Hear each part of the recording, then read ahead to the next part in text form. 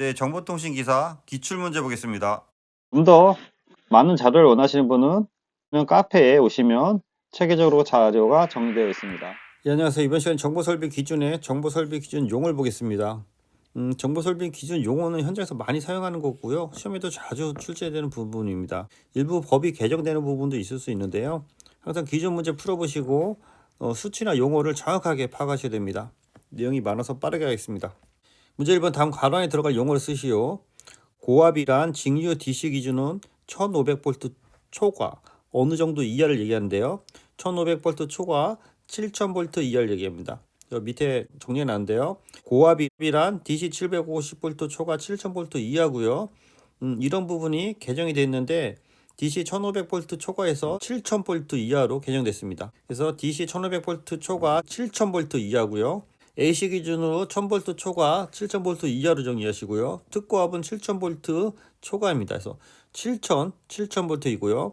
교류는 1000V 초과 7000V 이하인 전압이고 특고압은 7000V를 초과한 전압이다 라고 해서 7000을 꼭 정리해 주시기 바랍니다. 2021년 1월 1일 날 개정되었습니다. 예, 문제 2번 다음 괄호 안에 들어갈 용어를 적으시오. 벼락 또는 광전류 전선과 접촉 등으로부터 무엇은 또는 이상 전압이 유입될 우려가 있는데, 그러니까 전류나 전압이 이상 전류나 전압이 이상된다는 거죠. 이상 전압이나 전류가 유입될 수 있다는 거죠. 그래서 방송통신 설비에서는 과전류라든지 전류가 있으니까 여기도 과전압이 되는 거죠. 과전압을 방전시키거나 이를 제한 또는 차단하기 위해서 보호기를 설치해야 된다라는 것이 되겠습니다. 예, 3번 다음 괄호 안에 들어갈 적당한 용어 쓰시오. 방송통신 설비 기술 기준에 따라 선로 설비 회선 상호간 및 회선의 심선 상호간의 대지 간의 절연 저항은 직류 500V의 절연 저항계로 측정해서 10메가옴 이상 돼야 된다. 그래서 이거는 전기통신 설비 기술 기준에 정의되어 있습니다. 절연 저항은 선로 설비 회선 상호간의 회선과 대지 간 및 회선 심선 상호간의 절연 저항은 직류 500V 절연 저항계로 측정해서 10메가옴 이상이어야 된다라는 거 꼭 숙지하시기 바랍니다. 4번 국내 전기통신 사업자를 세 가지로 구분해서 쓰면 기간통신 사업자, 부가통신 사업자, 별정통신 사업자입니다.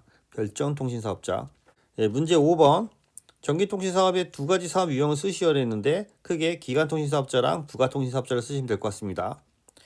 예, 문제 6번 전기통신사업자는 크게 기간통신사업자랑 부가통신사업자로 구분됩니다. 2014년 12월 24일 이전 법규는 전기통신사업자 구분을 기간통신사업자, 부가통신사업자, 별정통신사업자였지만 법이 개정돼서 기간통신사업자와 부가통신사업자로 크게 보고 있습니다. 예, 문제 7번 정보통신 네트워크 기능에 따른 분류 중 회선을 보유한 통신사업자로부터 회선을 대여받아 고도의 통신 처리 기능에 고도의 통신 처리 기능으로 가치를 높여 이거를 이제 부가통신 사업자를 얘기하는 건데요. 그래서 부가통신 사업자를 적어주시면 되겠습니다. 8번 같은 문제인데 기존에 설치되어 있는 공영 전송망을 임대 후 특별한 서비스를 제공하며 그 가치를 높여 제공하는 사업자를 부가통신 사업자 또는 벤 사업자라고 합니다. 그래서 Value Added Network이라고 정리해 주시기 바랍니다. Value Added Network이 되겠습니다. 예, 9번 기간통신 사업자로부터 전기통신회선 설비를 대여받아 기간통신 업무 외에 전기통신 업무를 제공하는 사업자로 해당 통신 업무를 제공하는 사업자는 신고 의무가 있다. 그래서 이거를 부가통신 사업자로 같이 정리하시고요. 10번 가공통신선과 저압이 강전류 절연 전선과 접근 또는 교차 시 이격거리는 30cm이다. 해서 30cm 꼭 정리하시고요. 가공통신선, 그러니까 이 가공통신선은 통신선이 지하로 가는 지중통신선이 있고요. 여기서 말하는 가공통신선은 전봇대나 우리가 사람들이 눈에 보이는 걸로 가는 부분이 되겠습니다. 그러다 보니까 이 가공통신선에 저압의 케이블이 있을 수 있어서요. 이 가공통신선에 그 전력 케이블이 저압이 있을 수 있어서 여기는 30cm의 이격거리를 둬야 된다는 거고요. 밑에 문제는 가공통신선이 지지물과 가공전선의 접근 또는 교차할 경우에도 1m 이상의 이격거리가 필요한 부분이 되겠습니다. 이격거리를 계속 물어보는 건데요. 기타 강전류 전선과 고압의 강전류 전선 간의 접근 또는 교차 시 이격거리는 60cm다. 저압은 30cm, 고압은 60cm, 두 개가 교차할 경우에는 1m 이상의 이격거리를 둔다라는 것이 핵심이 돼서 요 세 문제를 같이 정리하시기 바랍니다. 13번 똑같은 문제죠. 가공통신선의 지지물과 가공 강전류 전선 간의 이격거리는 사용전압 및 특구와 강전류 절연선일 때는 1m, 특구압일 때는 1m 이격해야 하고 가공 강전류 전선의 사용전압 및 저압일 경우에는 30cm, 고압일 경우에는 60cm를 이격해야 된다라고 해서 앞에 문제 60cm, 30cm, 1m 똑같은 문제입니다. 요거를 전체적으로 한번 더 물어본 문제가 되겠습니다. 14번 가공통신선의 지지물과 가공 강전류선의 이격거리 중 가공 강전류선의 사업 전압이 고압인 경우에는 이격거리가 60cm이다. 여기 접지 설비, 구련통신 선로 설비 공동 기술 기준이 되어 있고요. 이격거리 저압 30cm, 강전류 케이블 30cm, 기타 6cm. 특구압일 경우 이격거리 35,000V 특구압으로 봤을 때 특구압 강전류 전선 1m 이상으로 한다. 요 정도 기출문제 정도만 꼭 정리해 주시기 바랍니다.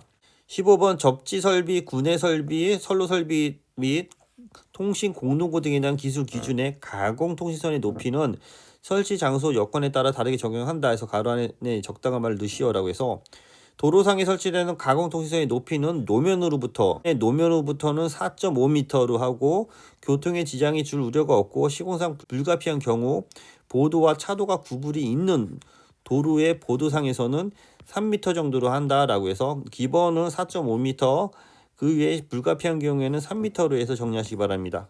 16번 방송통신 설비에 피해를 줄 우려가 있을 때 접지 단자를 설치하여 접지해야 하며 통신 관련 시설의 접지 저항은 15옴 이하를 기준으로 한다 해서 15옴 이하를 정리하시고요.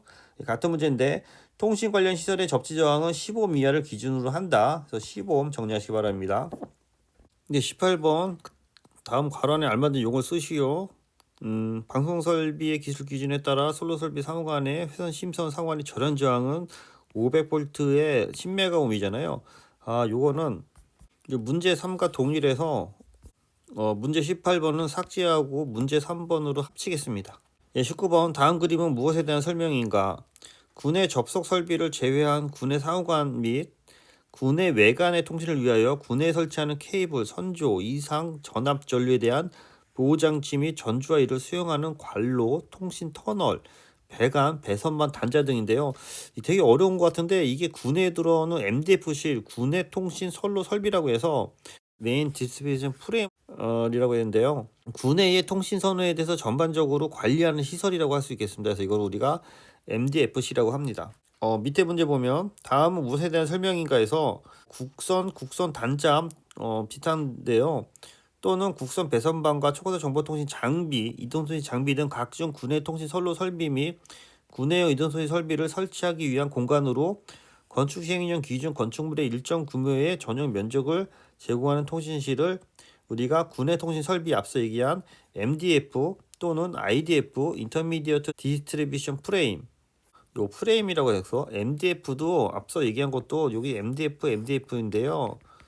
메인 디스트리뷰션 프레임, 메인 디스트리뷰션 프레임으로 이렇게 같이 정리하시기 바랍니다. 21번 다음 무엇에 대한 설명인가?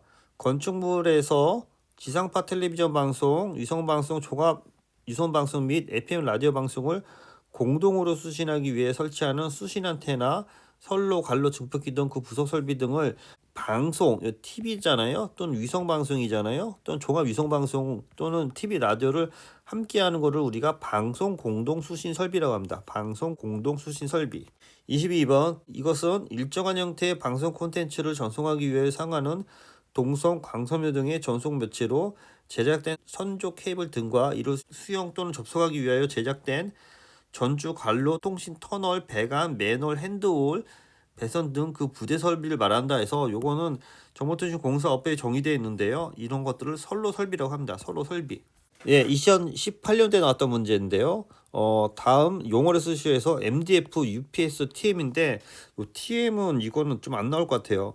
MDF 아까 말씀드린 메인 디스트리뷰션 프레임에서 외부 내부 회선을 연결하는 배선반으로 5개에 있는 외선을 외부에 있는 선을 옥내 장치로 인입하는 곳에 설치하는 관리점이라고 할 수 있고요. UPS는 Uninterruptible Power Supply 시스템에서 무정전 전원 장치에서 전원이 장애 날 걸 대비하기 위한 무정전 전원 장치입니다. 그래서 상용 정원에서 일어날 수 있는 전원 장애를 극복하기 위해 좋은 품질의 안정적인 교류 전원을 공급하는 어떤 그 전원 시설이라고 할 수 있고요. TM은 텔레커뮤니케이션 매뉴얼이라고 해서 향후 문제가 있을 수 있어서 앞으로 안 나올 것 같습니다. 그래서 텔레커뮤니케이션 매뉴얼에서 이제 TM이라고 해서 설계할 때 주로 쓰는 용어인데요. 요거는 그 여러 가지로 쓸 수가 있기 때문에 다툼의 여지가 있어서 2018년 사회 이후로 안 나왔기 때문에 TM은 버리시고요. MDF, UPS는 꼭 같이 정리해 두시기 바랍니다. 네, 이상입니다. 수고했습니다.